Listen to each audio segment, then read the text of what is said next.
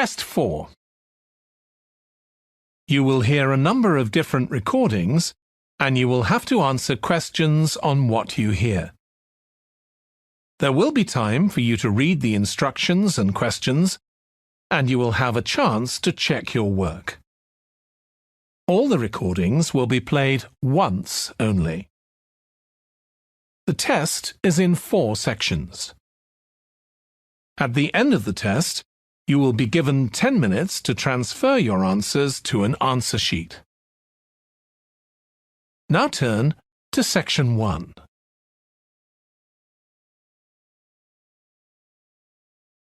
Section 1. You will hear a phone conversation between Alex, an employee at a company called JPNW, and Martha, who wants to work as a trainee at the company. First, you have some time to look at questions 1 to 7.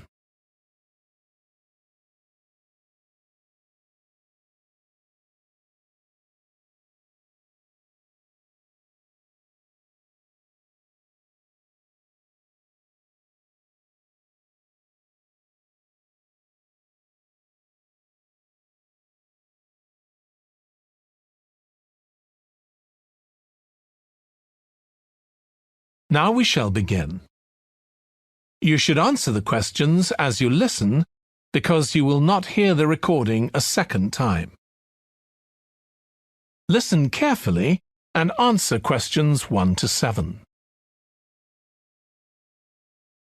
Hi, Alex. It's Martha Clines here. James White gave me your number. I hope you don't mind me calling you. Of course not. How are you, Martha? Good, thanks.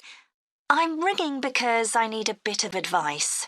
Oh yeah, what about? The training you did at JPNW a few years ago, I'm applying for the same thing. Oh right, yes, I did mine in 2014. Best thing I ever did, I'm still working there. Really? What are you doing? Well, now I work in the customer services department, but I did my initial training in finance. I stayed there for the first 2 years and then moved to where I am now. That's the same department I'm applying for. Did you enjoy it?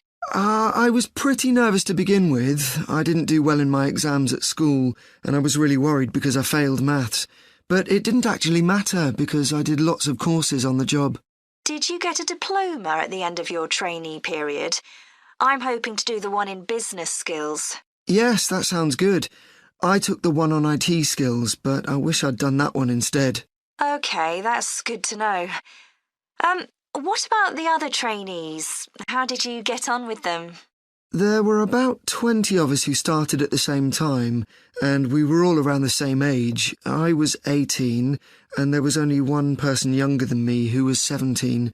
The rest were between 18 and 20. I made some good friends. I've heard lots of good things about the training at JPNW. It seems like there are a lot of opportunities there. Yeah, definitely. Because of its size, you can work in loads of different areas within the organisation. What about pay? I know you get a lower minimum wage than regular employees. That's right, which isn't great, but you get the same number of days holiday as everyone else, and the pay goes up massively if they offer you a job at the end of the training period. Yeah, but I'm not doing it for the money. It's the experience I think will be really useful. Everyone says by the end of the year you gain so much confidence. You're right, that's the most useful part about it. There's a lot of variety too. You're given lots of different things to do. I enjoyed it all. I didn't even mind the studying. Do you have to spend any time in college? Yes, 1 day each month. So you get lots of support from both your tutor and your manager. That's good. And the company is easy to get to, isn't it? Yes, it's very close to the train station, so the location's a real advantage. Before you hear the rest of the phone conversation, you have some time to look at questions 8 to 10.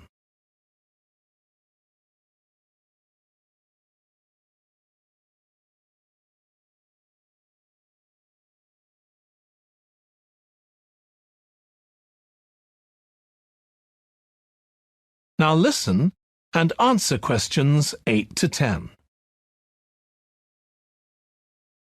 Have you got a date for your interview yet? Yes, it's on the 23rd of this month.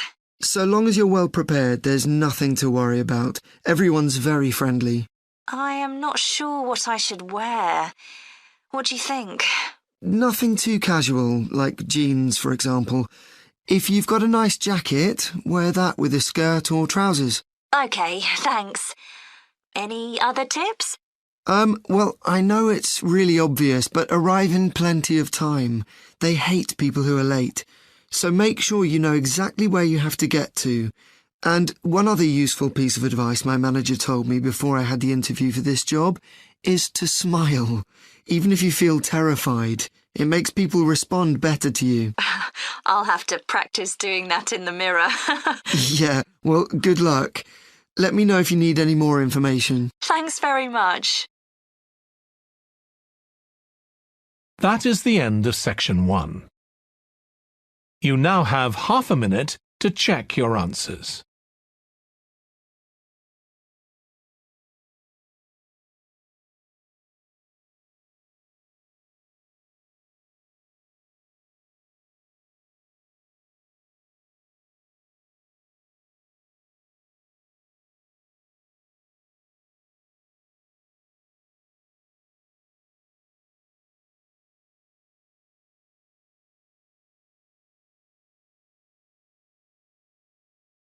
Now turn to section 2.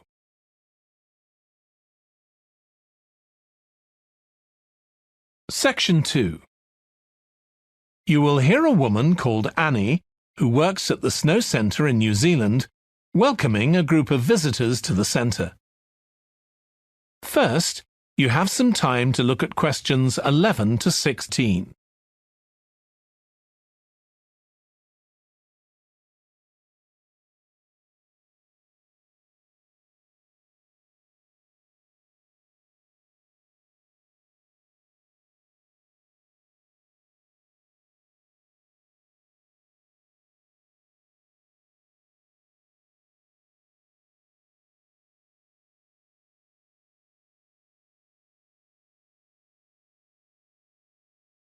Now listen carefully and answer questions 11 to 16. Hi everyone, welcome to the Snow Centre. My name's Annie. I hope you enjoyed the bus trip from the airport. We've certainly got plenty of snow today. Well, you've come to New Zealand's premier snow and ski centre, and we've a whole load of activities for you during your week here. Most visitors come here for the cross-country skiing, where you're on fairly flat ground for most of the time, rather than going down steep mountainsides. There are marked trails, but you can also leave these and go off on your own, and that's an experience not to be missed. You can go at your own speed. It's great aerobic exercise if you really push yourself. Or, if you prefer, you can just glide gently along and enjoy the beautiful scenery.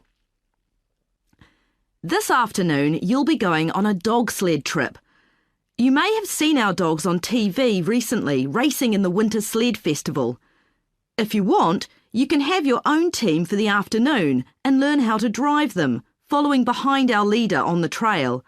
Or if you'd prefer, you can just sit back in the sled and enjoy the ride as a passenger. At the weekend, we have the team relay event, and you're all welcome to join in. We have a local school coming along, and a lot of the teachers are taking part too. Participation rather than winning is the main focus, and there's a medal for everyone who takes part. Participants are in teams of 2 to 4, and each team must complete 4 laps of the course.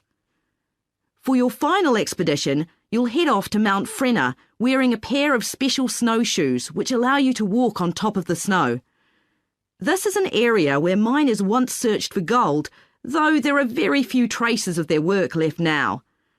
When the snow melts in summer, the mountain slopes are carpeted in flowers and plants.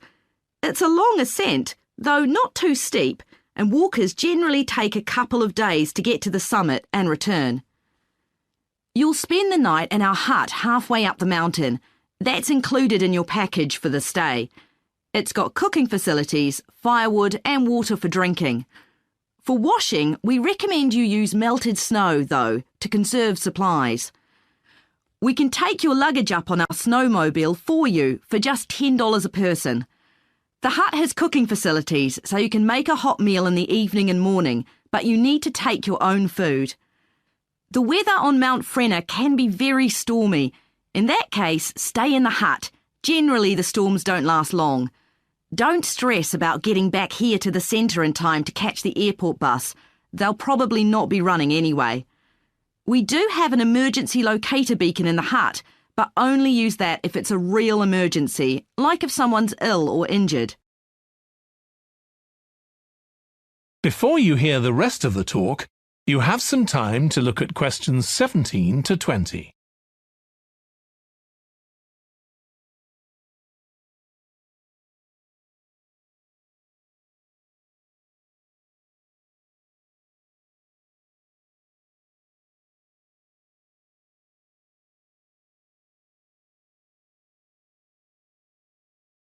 Now listen and answer questions 17 to 20. Now, let me tell you something about the different ski trails you can follow during your stay here. Highland Trail's directly accessible from where we are now. This trail's been designed to give first-timers an experience they'll enjoy regardless of their age or skill, but it's also ideal for experts to practice their technique. Then there's Pine Trail. If you're nervous about skiing, leave this one to the experts. You follow a steep valley looking right down on the river below. Scary! But if you've fully mastered the techniques needed for hills, it's great fun. Stony Trail's a good choice once you've got a general idea of the basics. There are 1 or 2 tricky sections, but nothing too challenging. There's a shelter halfway where you can sit and take a break and enjoy the afternoon sunshine. And finally, Losers Trail. This starts off following a gentle river valley, but the last part is quite exposed, so the snow conditions can be challenging. If it's snowing or windy, check with us before you set out to make sure the trail's open that day. Right, so now if you'd like to follow me, we'll get started. That is the end of section 2. You now have half a minute to check your answers.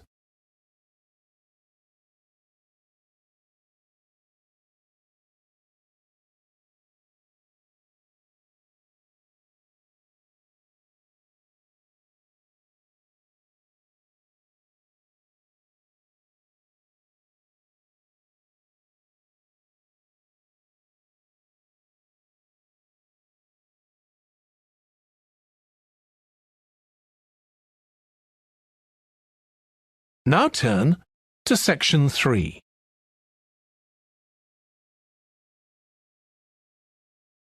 Section 3. You will hear 2 students called Jack and Alice discussing food labels that give information on the nutritional value of foods. First, you have some time to look at questions 21 to 26.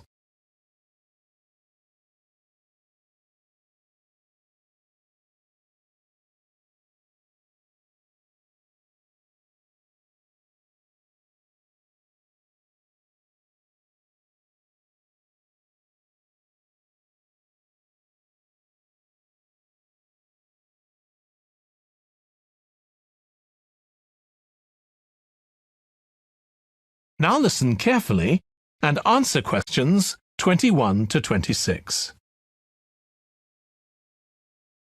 I've still got loads to do for our report on nutritional food labels. Me too. What did you learn from doing the project about your own shopping habits? Well, I've always had to check labels for traces of peanuts in everything I eat because of my allergy. But beyond that, I've never really been concerned enough to check how healthy a product is.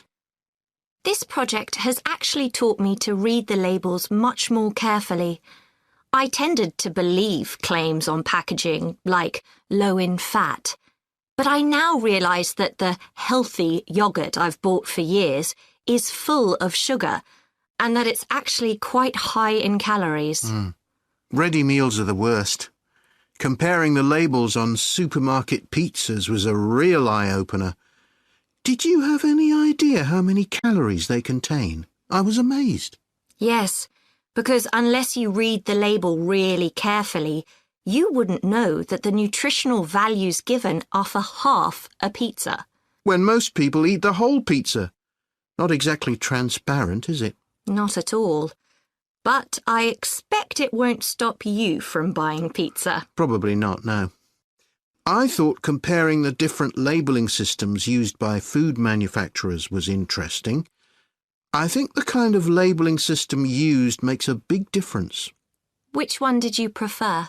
I liked the traditional daily value system best, the one which tells you what proportion of your required daily intake of each ingredient the product contains. I'm not sure it's the easiest for people to use, but at least you get the full story. I like to know all the ingredients in a product, not just how much fat, salt and sugar they contain.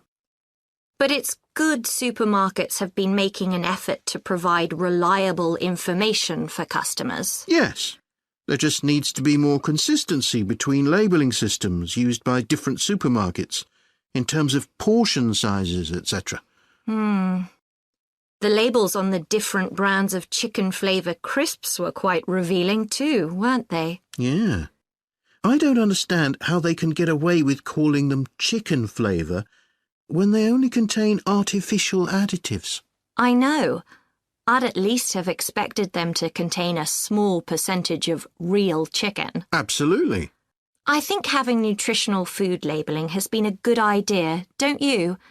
I think it will change people's behaviour and stop mothers, in particular, buying the wrong things. But didn't that study kind of prove the opposite? People didn't necessarily stop buying unhealthy products. They only said that might be the case. Those findings weren't that conclusive, and it was quite a small-scale study. I think more research has to be done. Yes, I think you're probably right.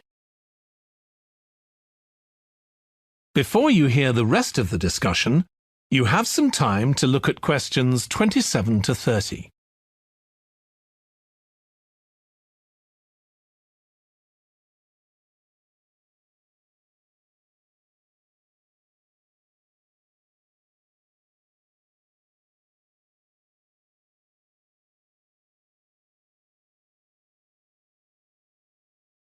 Now listen and answer questions 27 to 30. What do you think of the traffic light system?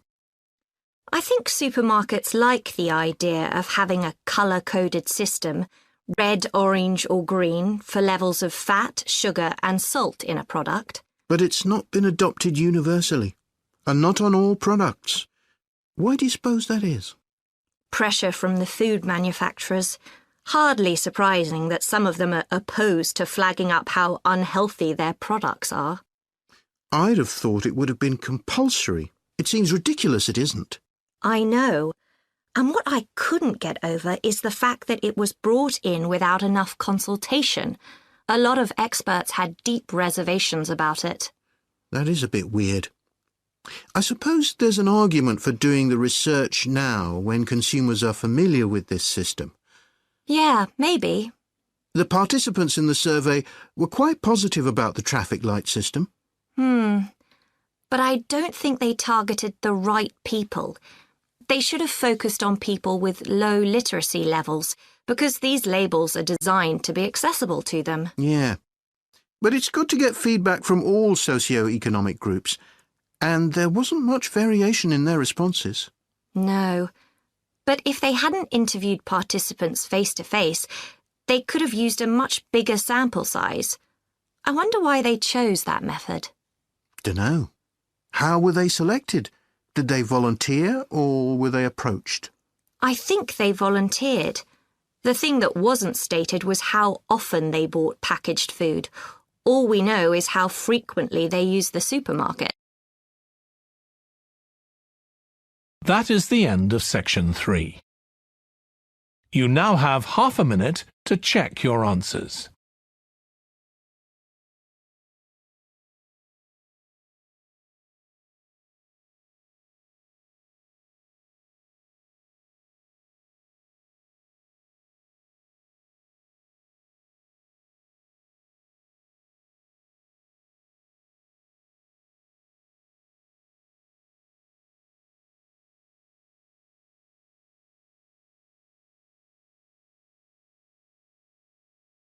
Now turn to Section 4.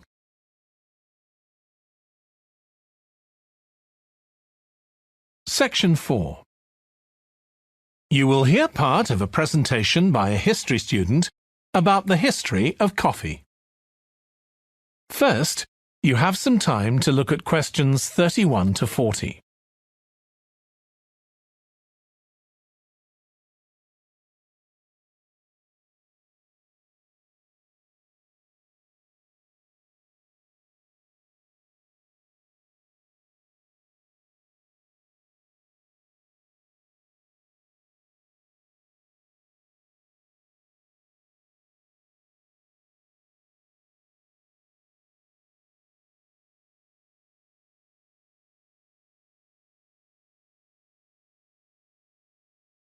Now listen carefully and answer questions 31 to 40.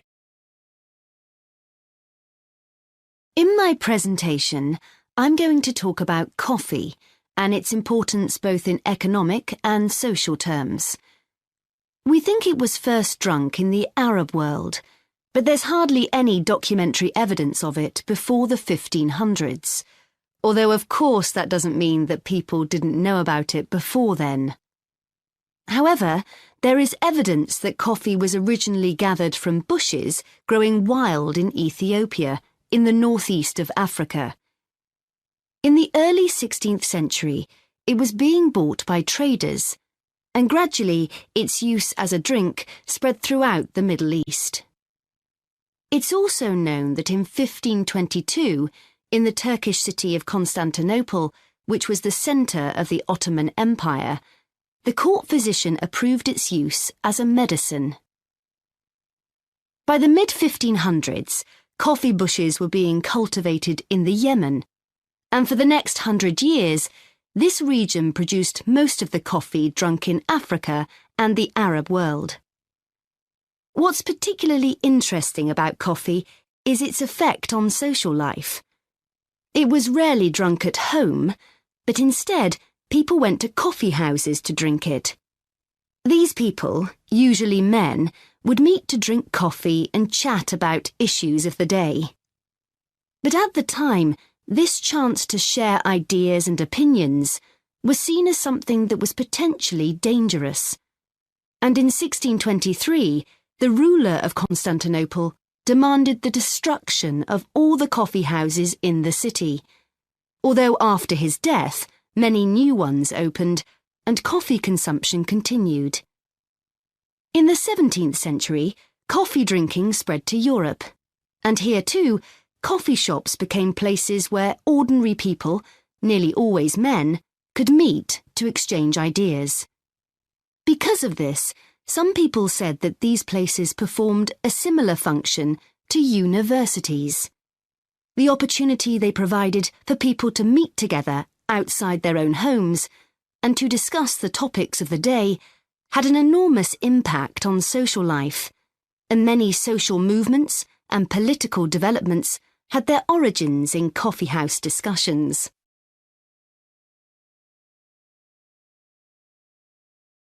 In the late 1600s, the Yemeni monopoly on coffee production broke down, and coffee production started to spread around the world, helped by European colonization. Europeans set up coffee plantations in Indonesia and the Caribbean, and production of coffee in the colonies skyrocketed. Different types of coffee were produced in different areas, and it's interesting that the names given to these different types, like Mocha or Java coffee, were often taken from the port they were shipped to Europe from. But if you look at the labour system in the different colonies, there were some significant differences. In Brazil and the various Caribbean colonies, coffee was grown in huge plantations, and the workers there were almost all slaves. But this wasn't the same in all colonies. For example, in Java, which had been colonised by the Dutch, the peasants grew coffee and passed a proportion of this on to the Dutch, so it was used as a means of taxation.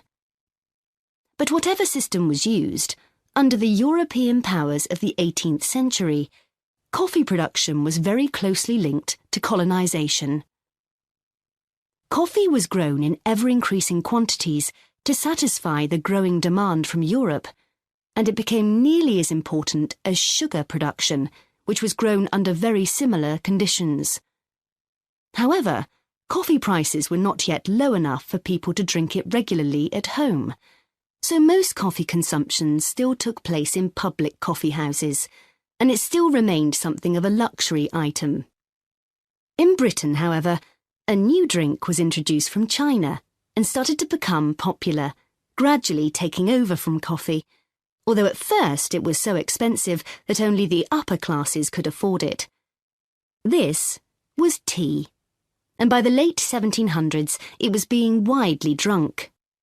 However, when the USA gained independence from Britain in 1776, they identified this drink with Britain, and coffee remained the preferred drink in the USA, as it still is today. So, by the early 19th century, coffee was already being widely produced and consumed. But during this century, production boomed, and coffee prices started to fall. This was partly because new types of transportation had been developed, which were cheaper and more efficient. So now, working people could afford to buy coffee. It wasn't just a drink for the middle classes. And this was at a time when large parts of Europe were starting to work in industries. And sometimes this meant their work didn't stop when it got dark. They might have to continue throughout the night. So the use of coffee as a stimulant became important. It wasn't just a drink people drank in the morning for breakfast. There were also changes in cultivation. That is the end of section 4. You now have half a minute to check your answers.